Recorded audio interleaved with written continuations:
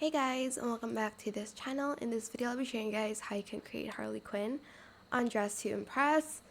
Everything is free except for the belt and this top here. So yes, I did use stuff from VIP. And I did also use custom makeup, but anyways, I'm just going to select this hair here and I'm just going to color this hair and this red and this blue just to make it more pop, you know. And then for the top I used this in like red in foil and I just colored it a little bit darker than what it was. And then I used this for a little bit of blue to like pop out as well, and darker and in silk. Then I used this in black.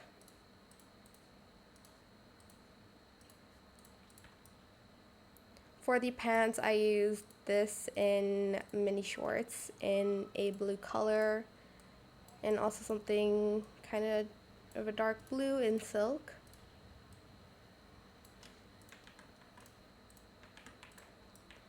And then I used this in black and just left the gold. And then I also used this in the Y2K low rise in black. Then I used the belt to add a pop of red to the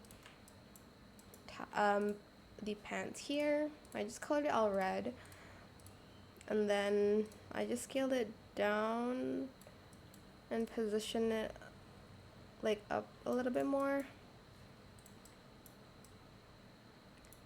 Then I'm just going to add this fourth toggle in thick, I think. That's what I did. I also added this in black. For the shirt, I did use the cheerleader shirt in white and black.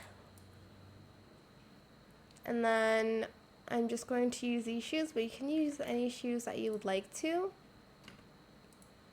I think I did all black except for the soles and the lace, but I think I'm just going to color the laces white for this. Actually, I'll do the bottom white as well. Get the backpack in black, just color everything black.